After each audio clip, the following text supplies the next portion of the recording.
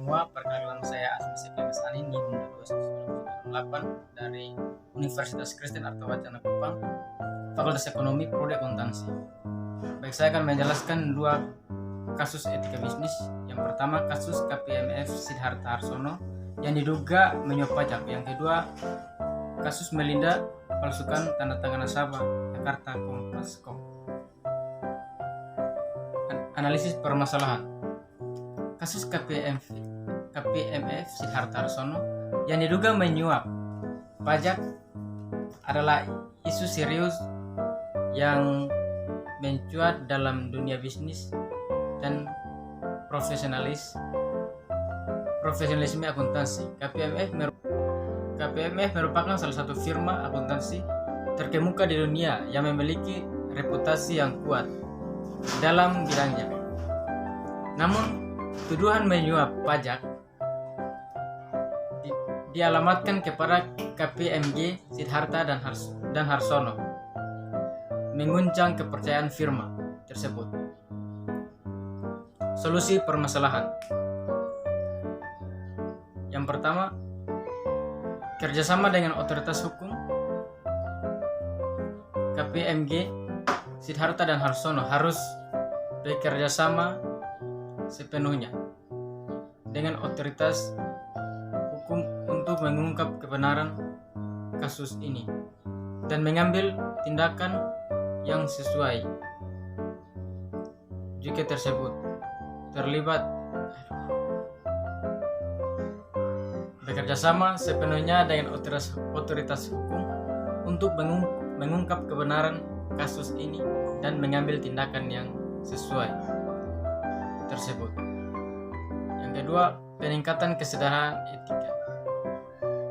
Pihak manajemen dan karyawan perlu diberikan pelatihan dan edukasi tentang pentingnya etika bisnis dan hukum.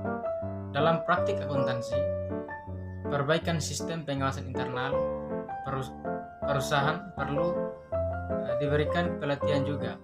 Perusahaan harus perbaiki sistem pengawasan internalnya untuk mencoba terulangnya praktik korupsi atau suap di masa depan. Kesimpulan, kasus KPMG Siddhartha dan Harsono menyoroti pentingnya kepatuhan terhadap etika bisnis dan hukum. Dalam praktik akuntansi, integritas dan transparansi harus diutamakan dalam setiap aktivitas bisnis untuk mempertahankan kepercayaan publik. Syarat. KPMG Siddhartha dan Harsono harus melakukan evaluasi mendalam terhadap praktik bisnisnya dan memperbaiki kelemahan yang ada. Yang kedua, pemerintah perlu meningkatkan pengawasan terhadap praktik akuntansi untuk mencegah terjadinya pelanggaran etika bisnis dalam hukum yang merugikan masyarakat. Analisis permasalahan. Yang kedua, analisis permasalahan kejadian pemalsuan penandatangan oleh Melinda. Palsukan tanda tangan nasabah terjadi pada tanggal 10 Februari 2022. Pada saat itu Melinda, seorang pegawai bank di Jakarta, melakukan tindakan yang melanggar etika dalam hukum dengan memalsukan tanda tangan nasabah untuk kepentingan pribadi. Tindakan ini terbongkar setelah beberapa nasabah melaporkan adanya transaksi yang tidak sah pada rekening mereka.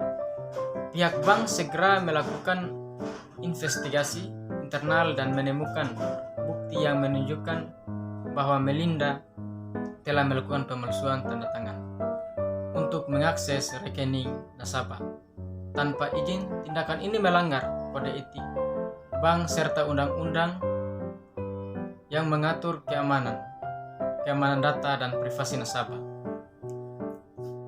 Solusi permasalahan.